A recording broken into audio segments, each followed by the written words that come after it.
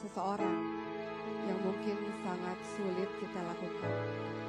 Alkisah, ada beberapa orang yang sedang melakukan perjalanan atau musafir, dan tibalah mereka dalam sebuah hutan belantara. Kala itu sudah gelap dan cahaya hanya diberikan oleh sinar rembulan saja. Mereka terlalu lelah untuk meneruskan perjalanan tersebut, sehingga orang-orang itu pun tertidur di tengah hutan belantara. Namun tidak dengan satu orang ini. Satu orang ini di sepertiga malamnya, ia mencoba untuk bangun dan kemudian melakukan sholat dengan sangat khusyuk.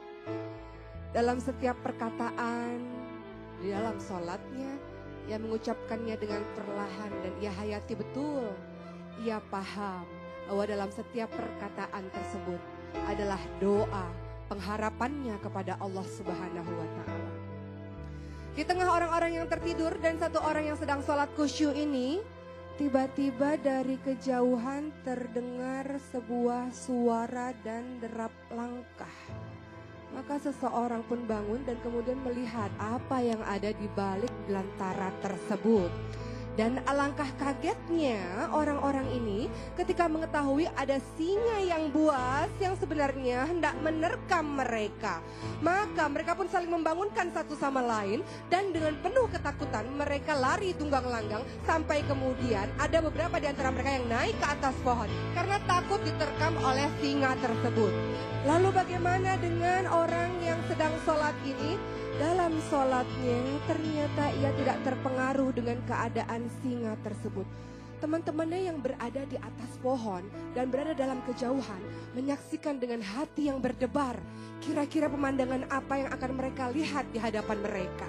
Seorang pemuda yang sholat dengan begitu tegak dan begitu khusyuknya dikelilingi oleh singa yang siap menerkamnya kapan saja. Dan singa itu pun berkeliling, berjalan, mengelilingi orang yang sedang sholat itu. Dan orang yang sholat itu pun tetap tidak terpengaruh dengan keadaan sang singa.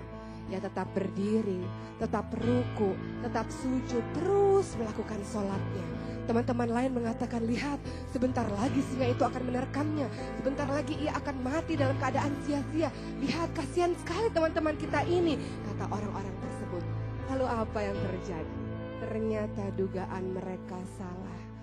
Singa tersebut hanya berputar-putar saja dan kemudian meninggalkan orang yang sedang sholat ini dengan begitu saja. Orang sholat ini pun bisa menyelesaikan sholatnya, memberikan salam dengan begitu tenang.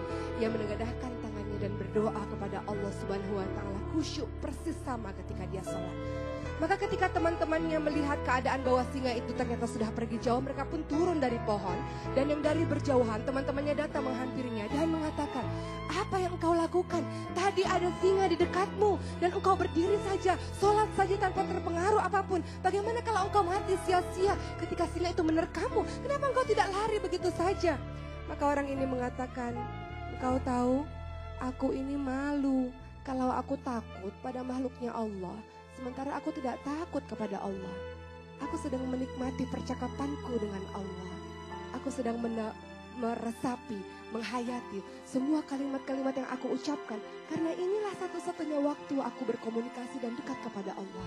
Aku sedang menikmati rukuku, aku sedang menikmati sujudku. Karena aku tahu ketika aku merendahkan diri dengan sujudku, kepalaku ini aku rendahkan, aku taruh di tanah, adalah tempat di mana aku merasa sangat dekat kepada Robku. Maka seakan-akan aku tidak pernah takut dengan apapun.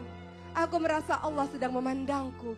Aku merasa aku tengah berbicara kepada Allah. Dan aku merasa ketenangan yang luar biasa. Aku serahkan pada Allah apa yang terjadi akan kehidupanku. Dan Allah menyelamatkanku karena sholat khusyukku ini. Lihat, kisah ini menjadi pembelajaran sangat berharga. Sholat khusyuk adalah sholat yang sangat sulit kita lakukan. Kenapa? Karena kita tidak pernah paham akan maknanya. Kita tidak pernah paham betapa dalam setiap kalimat-kalimat kita, bahkan setiap Al-Fatihah yang kita ucapkan, Allah membalas dalam setiap ayat tersebut. Kita tak pernah paham bagaimana Allah memandang kita dengan penuh kasih sayang dalam setiap ruku kita, dalam setiap sujud kita. Maka kita lakukan sholat itu dengan tergesa-gesa. maka betullah fawailul lil musholin, banyak sekali orang-orang yang celaka dalam sholatnya. Celaka kenapa? Karena lalai dalam sholatnya. Badannya sholat tapi hatinya tak merasakan bahwa sedang diawasi oleh Allah Subhanahu wa Ta'ala.